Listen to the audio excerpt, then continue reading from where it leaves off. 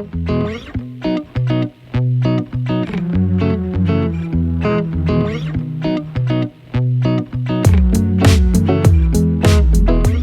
day 11 of Sober October in aid of Macmillan Cancer Support. Day 11, yes. I'm loving these double figures, It means we've got 20 days left. To be honest, it's not affected me that much at all. I did think the other day about football. I'm going to watch football and I'll have a beer. And it's like, well, you can't have a beer. You're on Sober October. Work hasn't bothered me at all. I have saved a little bit of money because with it being a rugby club, it's quite expensive as well. So I've just had my sandwich. It's quite expensive as well. It's about £3, £4 a pint.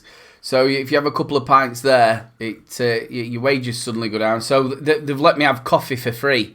So I'm having about 5 or 6 cups of coffee. Or I've bought my own Coca-Cola. But if they're going to give me coffee free, why spend it? So work hasn't really bothered me. And at home hasn't really bothered me either. I had a little bit of bad news today.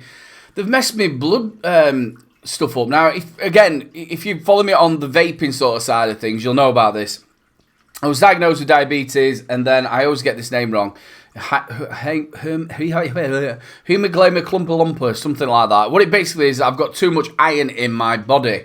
And it can either be that it's genetic from your family, or it could be that you're just a carrier. And it's normally your mum and dad have both got to have had it for it to be genetic.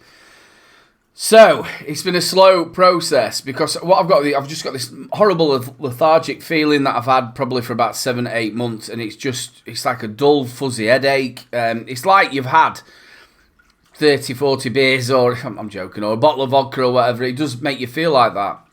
And a part of me has sort of said to Lou, do you think it's that I'm getting older and because I've been drinking? I drink probably every 2 to 3 days. We work, and also we're doing this, and just type of person I am. I like a good drink, as everybody knows. Is it that I'm just getting older and the hangovers are just lasting longer, or whatever? But it isn't. Obviously, I've had 11 days without any alcohol at all, and I still feel like it. Checked my blood sugars today. They were at 9, which is it's under 10. It's better than the 20 odd that it was. But yeah, it's still not good being at 9. But I feel terrible, and I'm having problems with nerves and just pains and stuff like. Anyway, we went to the hospital. I did the blood tests. Back end of August. Went to see the consultant on the 28th of September. He said to me that he's waiting for the genetic blood test to come back. Probably take an extra couple of weeks. I then get a letter today saying that he's going to do a telephone consultation with me on the 2nd of December.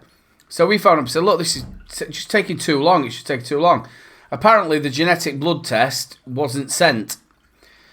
So we phoned up our doctors who actually did my blood test, and they said that they had been sent. So I've now got to go and do another blood test and then wait another 4 to 6 weeks. It's just not good. So I'm going to be on to the doctor tomorrow and saying, look, because what the doctor's saying is, he's saying that until we sort that side out of it, I can't then start going down any other route. And it's like, I've been sat like this for 7 months, maybe more. And you've known about it, that I feel the way I feel. And it's just a nightmare. And we all know how much of a nightmare it is to try and get to speak to a doctor. You can't go in and see a doctor. It's an absolute nightmare. But we're not getting onto that. We're not getting into it. But yeah, it's been a bit of a crappy day. And I've spent half the time on the telephone as well because they don't answer the phones. And you're waiting. And then you're waiting for somebody to phone you. Oh, it's such a nightmare. So, Sober October, what does it mean to me? Now, again, if you watched last year's vlogs, we did talk a lot about what it actually means to me. Now, Louise, back when she was 28, she suffered from ovary cancer. Now, it took roughly around about 2 years for her to be diagnosed. I did say last time it was 6 centimetres. It wasn't. It was 6 inch by a foot, the actual tumour that was on her ovaries. And by the time they found it all out, it was really like we had to go and sort this, like now. We had to go and get it done now. And because it was one doctor that turned up at the surgery, brand new, who went, there's something wrong here. And they finally found it, touch wood. And again, it was touch and go whether we was going to have Louise, especially after she'd had the operation, which she had a full hysterectomy, which then put her into menopause, poor lass. She then went and had to have chemo. Now, the chemo was really, really abrasive.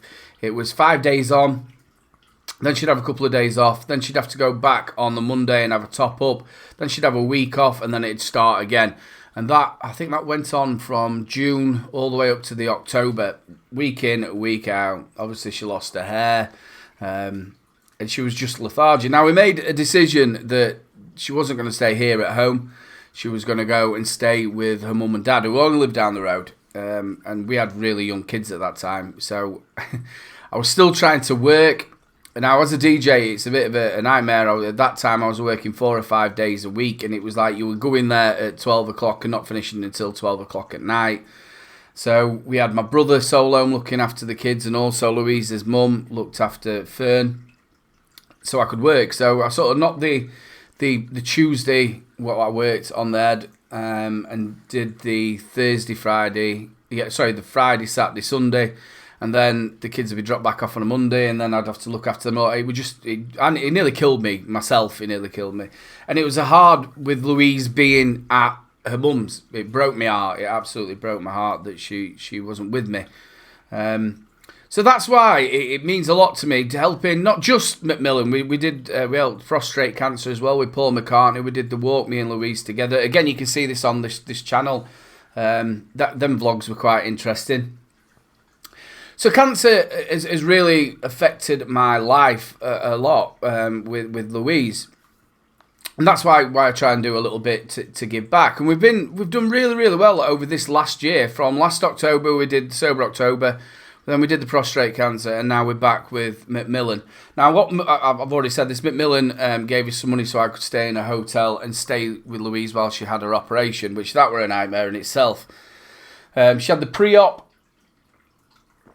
on one day, so we went and spoke to the doctor, showed us the actual X-rays and everything. You could see it was just huge, and it was pushing on all her organs and everything like that. And then the next day, she was in for her operation. We went for his final meal at... we didn't go to a lobster place. We went somewhere else. We had steak and whatever before she couldn't eat.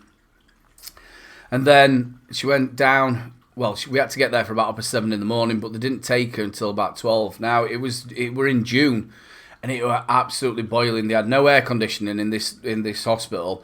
And it was like one little place...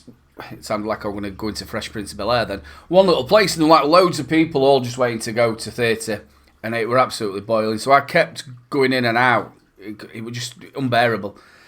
So I come back just before she was going to give her a kiss, and she went to theatre.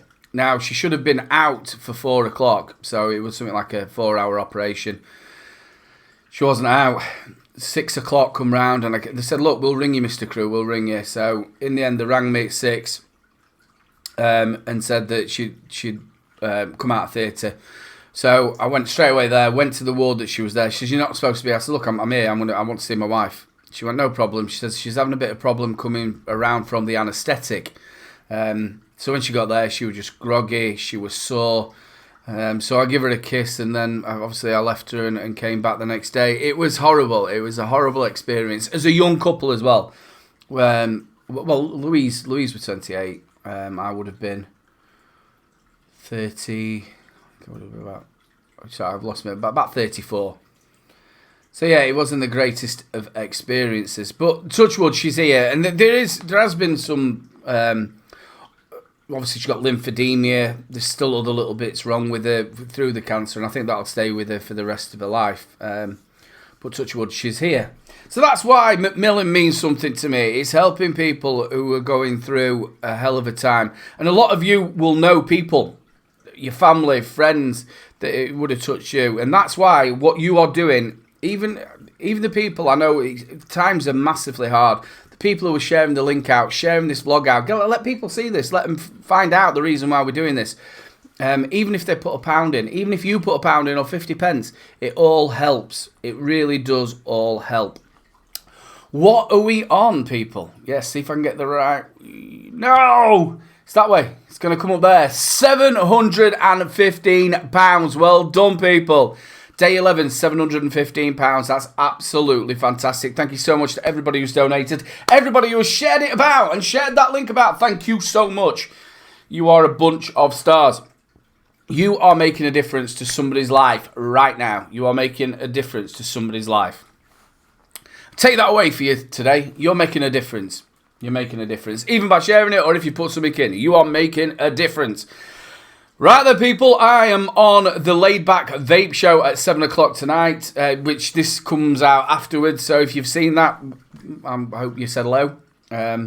Tomorrow is day 12. We're sneaking up to that little bit of day 14, which is 2 weeks of Sober October. I am quite enjoying it. Today's been a bit of a downer, obviously, everything to do with the bloody doctors and hospitals, but we'll picking ourselves up. We're picking ourselves up. That's probably because I've had 3 pints of coffee. Big love to you all. Look after yourselves. Remember, please press that like button. It gets it into the algorithms. Leave a comment if you want to.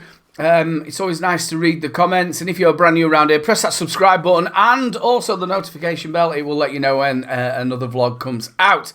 Big love to you all. Look after yourselves, and I will see you tomorrow for day number 12.